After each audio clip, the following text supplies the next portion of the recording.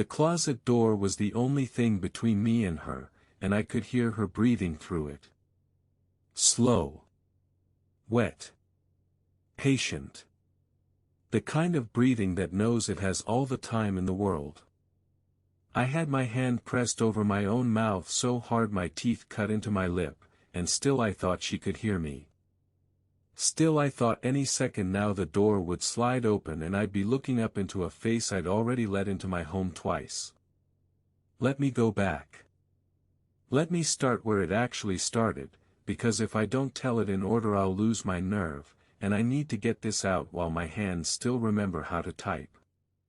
I didn't think much of the house when I first moved in. That's the part that haunts me now, how little I thought about any of it. How easy it was to want a thing badly enough that you stop asking the questions you should ask. A friend of mine, I'll call him Marcus, because I don't want his real name anywhere near this, told me he had a house he was renting out. Cheap, he said. Quiet. Perfect for someone like me who wanted to disappear into their own space for a while and not deal with roommates or thin apartment walls or neighbors who played bass through the floor at 2 in the morning. He mentioned, almost as an afterthought, that a woman had lived there before me. She's not there anymore, he said, and I remember the way he said it, quick, smooth, like he'd practiced it. Like a man stepping over a crack in the sidewalk without looking down. I didn't ask any questions. God help me, I didn't ask a single one. All that mattered was getting the keys and finally having a place that was mine. On the day I moved in, Marcus met me at the curb. He pressed the keys into my palm. They were cold, colder than they should have been for keys that had been in someone's pocket, and he said, "If anything comes up, text me." That was it. No tour. No walkthrough of where the breaker box was or how the heat worked. He just turned and walked back to his car, and I noticed he didn't look at the house. Not once. He looked at me, he looked at the keys, he looked at his car. But he never let his eyes drift up to those dark windows on the second floor. I should have noticed that. I tell myself now that I should have noticed. From the outside, the house looked completely normal. A 2-story place set back from the road, pale siding gone gray with weather, a yard that had been mowed recently but not cared for, if that makes sense, cut short but full of bare patches and the brown ghosts of old leaves pressed flat into the dirt. If anything, the only strange thing about it was how quiet the street was. No cars in the driveways. No kids. No dogs barking somewhere down the block. No one watering a lawn or carrying in groceries. Just stillness, the kind that settles over a place and makes you lower your voice without knowing why. I actually liked that. That's the truth. I'm the kind of person who finds other people exhausting, and a silent street felt like a gift. I carried my boxes in one by one, and the silence carried them with me, all the way up the front walk and through the door. Inside, everything was clean.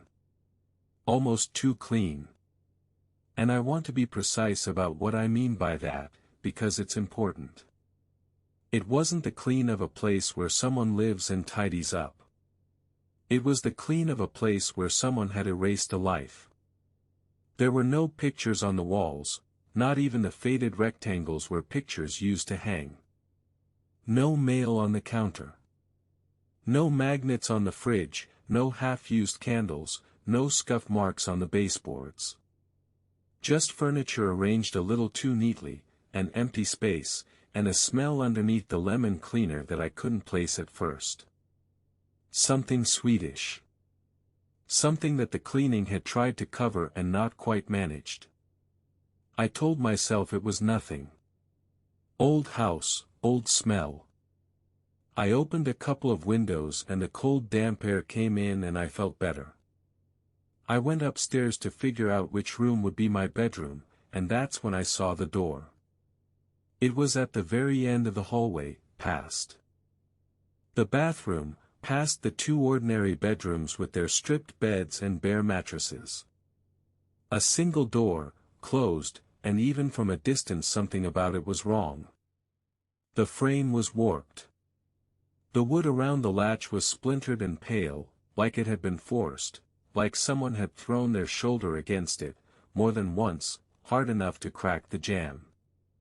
I walked down to it slowly.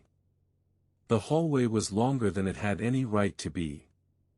I remember that very clearly, the feeling that the door was getting no closer no matter how many steps I took, and then suddenly I was right in front of it. I tried the handle. It didn't move. Not stuck, exactly. Stuck handles give a little, they rattle, they have a sense of being a thing that wants to open. This one was solid. Dead. Like the door behind it wasn't a door at all but a wall they'd painted to look like one. Probably just stuck, I said out loud, and the sound of my own voice in that hallway made the hair stand up on my arms. I let go of the handle and I went back the way I'd come, and I did not look behind me, and I told myself that was because I had no reason to. The attic was where I found the first real sign that I'd made a mistake. I went up there looking for nothing in particular, just doing the thing you do in a new place, opening every door, learning the bones of the house. The attic was reached by a folding ladder that came down out of the ceiling with a shriek of springs, and the moment it opened, the smell came down with it. That sweetish smell again, stronger now. Concentrated. The smell of a closed room that has held something for a long time. The attic was the opposite of the rest of the house. Where downstairs was scrubbed and empty, up here was dust and clutter and the chaos of a life that had been interrupted rather than ended. And spread across the floor, everywhere I looked, were clothes. Women's clothes. Sweaters with the arms flung out. Jackets crumpled where they'd been dropped. Shoes, single shoes, their partners nowhere to be found, scattered like someone had been throwing them. Not packed. Not boxed. Strewn, the way a room looks after someone has torn through it in a hurry, or after someone has been dragged through it. I crouched down. I don't know why I touched anything. I think part of me needed to prove to myself that it was just clothes, just the leftovers of a stranger, nothing that had anything to do with me.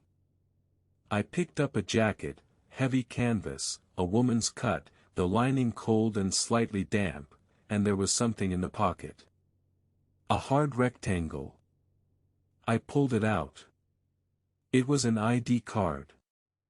The previous tenant's ID. I stared at the little photo.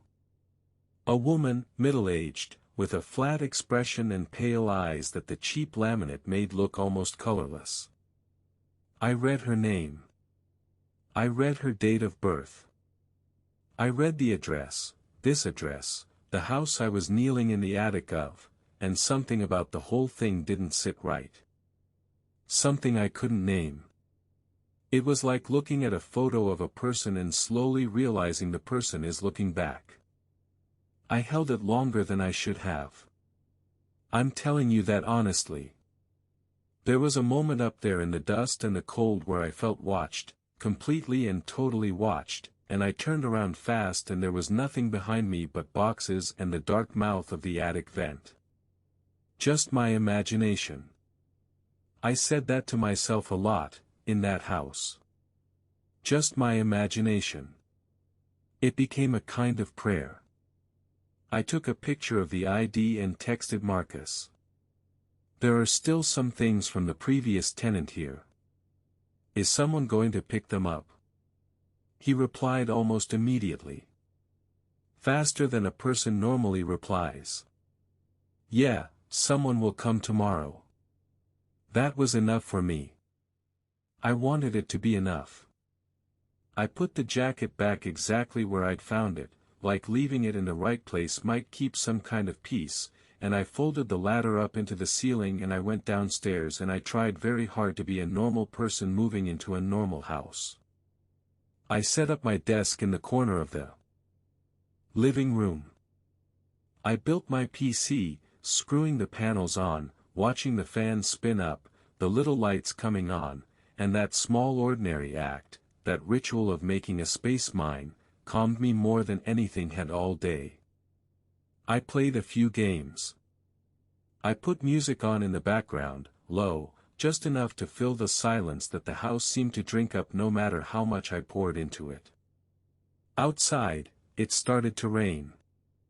At first it was just a drizzle, a whisper against the glass. But within 20 minutes it had turned into a downpour, real rain, the kind that comes down in ropes and turns the gutters into rivers. The sound of it filled the house, drummed on the roof, ran in sheets down the windows so the world outside dissolved into smears of gray. I actually liked it. There's nothing cozier than being warm and dry inside while it pours, and for the first time since I'd gotten the keys I felt something close to home. That feeling lasted right up until the doorbell rang. It was such a normal sound that it took me a second to even understand it. A doorbell. In a house where I'd told myself no one ever came. I muted my game and sat very still, and it rang again, and there was nothing to do but answer it. A woman was standing on the porch.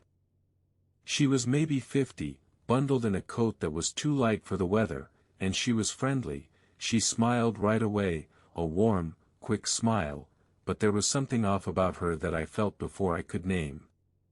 Her eyes. They wouldn't hold still. The whole time she talked to me her gaze kept sliding past my shoulder into the house, then back to me, then out to the dark yard behind her, then back again. Checking. Always checking. I live next door, she said, and she held out a cake. An actual cake, on a chipped white plate, slightly lopsided, the kind of thing a real neighbor really brings. I just wanted to introduce myself. I saw the moving boxes. Would it be okay, she said, and she was already half turned toward the rain, if I came in for a moment? Just until this calms down a little. I got caught out in it. And I let her in. Of course I let her in. What kind of person leaves a soaked older woman with a cake out on a porch in a storm? I stepped back and held the door and she came in dripping, thanking me, and I told myself I was being a good neighbor, and somewhere far underneath that I felt the floor of the house shift very slightly, like the whole place had taken a breath. She sat on the couch. I made us both tea because that's what you do. We talked. And here's the thing, none of it was strange, not the words themselves. She asked how I was settling in. She said the street was lovely and quiet. She said the rain had been bad all week. Perfectly normal sentences. But the silences between them were wrong. After each thing she said, there'd be this gap, this pause where she'd just look at me, or look at the hallway, or tilt her head slightly like she was listening for something underneath the rain. Waiting. Like our whole conversation was something she was getting through to reach a different part of the evening. Have you ever felt like something was watching you, even when you can see with your own eyes that you're alone? Tell me in the comments, because I want to know I'm not the only one who learned to trust that feeling too late. After maybe 20 minutes she stood up suddenly, in the middle of a sentence, mine, not hers, and she gave that quick polite smile again and said, I should go. And before I could even offer her an umbrella she was at the door, and then she was through it, out into the rain, gone. I watched the door close. I didn't see which way she went. I assumed next door. I had no reason not to. I went back to my PC. But the house felt different now. I can't explain it any better than that. It felt occupied. It felt aware. Like the rooms behind me were paying attention.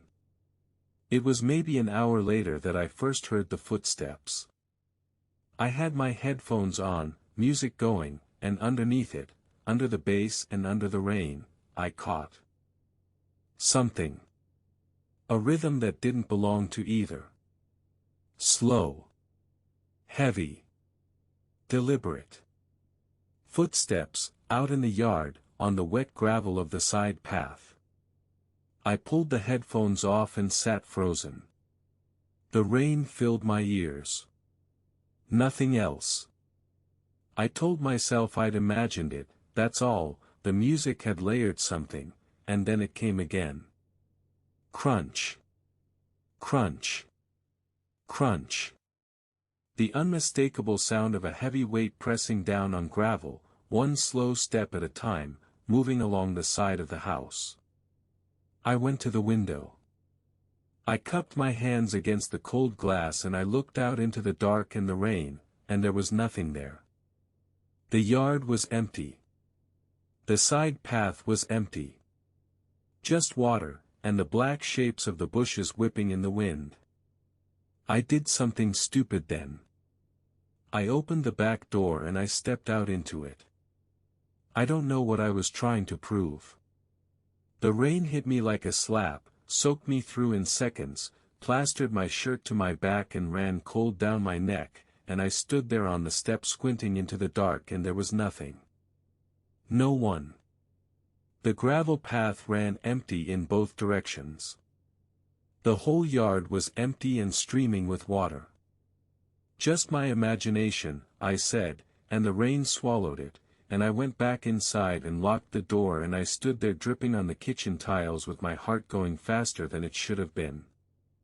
The house was too quiet now. Even with the rain. Especially with the rain.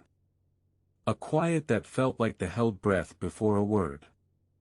I turned off my music. I don't know why. I think I wanted to be able to hear.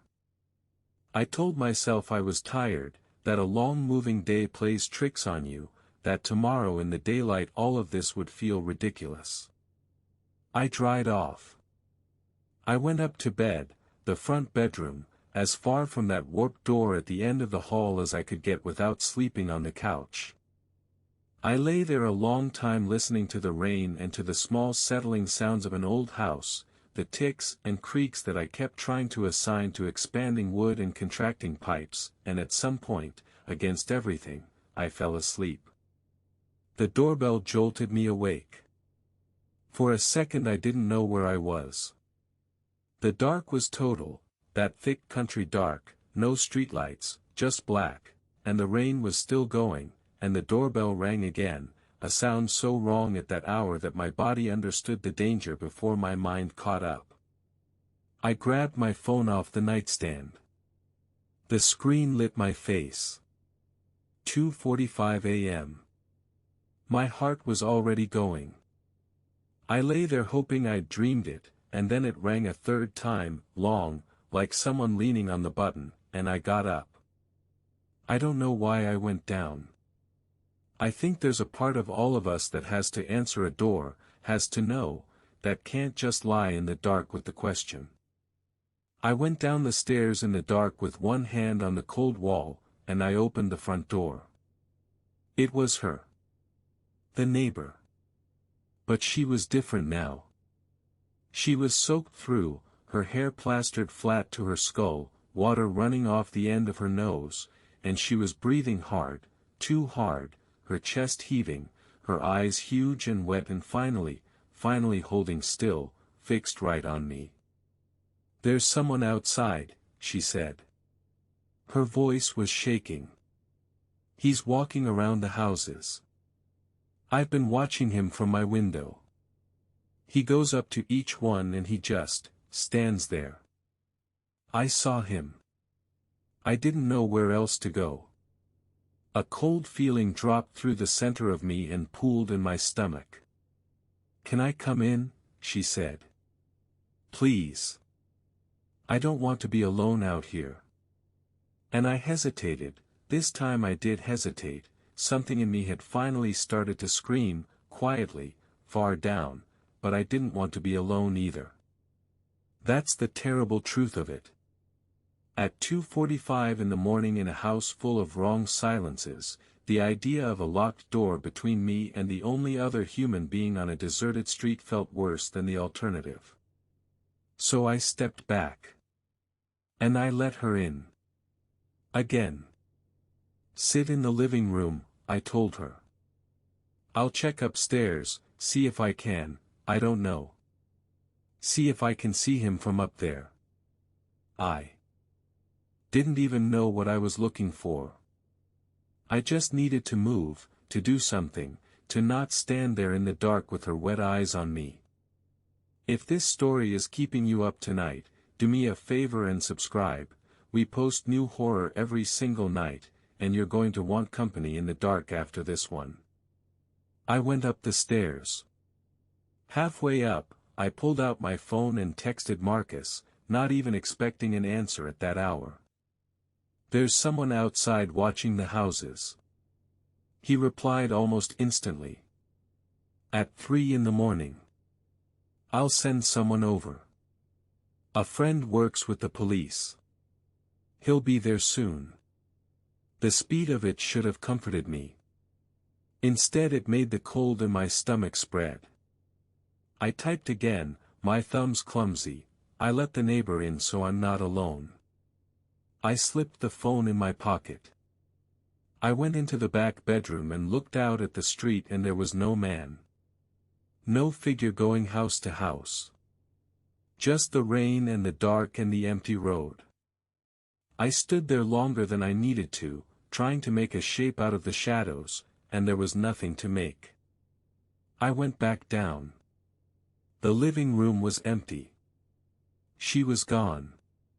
The couch where she'd been sitting was empty, the cushion still dented, a dark wet patch soaking into the fabric where she'd dripped. The front door was shut and locked from the inside, the way I'd left it. My heart skipped, actually skipped, a stutter in my chest.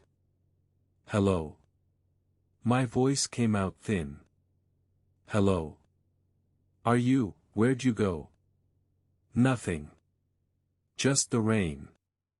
My phone buzzed in my pocket and I nearly dropped it getting it out. A new message from Marcus. 3 words. Which neighbor?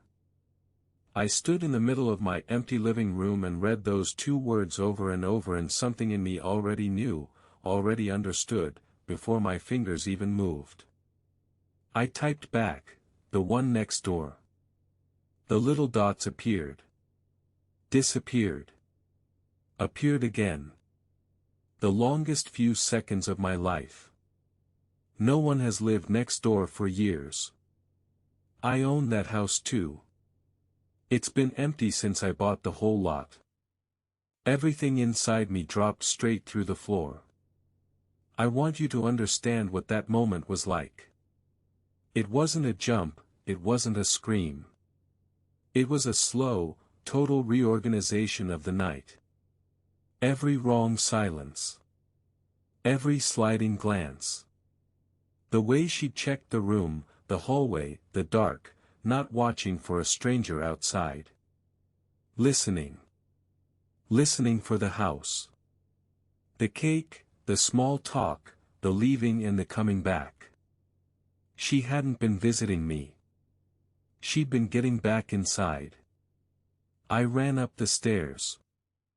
I don't even remember deciding to. My body just went, up into the dark, and my eyes went straight down the hall to the door at the end. The warped one. The one that hadn't moved at all, that had been dead solid in its frame when I tried it. It was open. Just a few inches.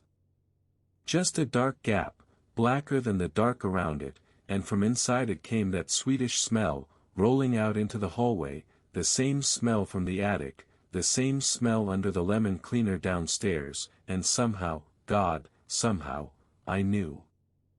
I knew where she'd been all along. I knew that room had never been empty. I didn't think. I bolted into my bedroom and I yanked the closet open and I crawled inside, in among my own hanging shirts that still smelled like my old apartment, and I pulled the door shut behind me as quietly as my shaking hands would let me.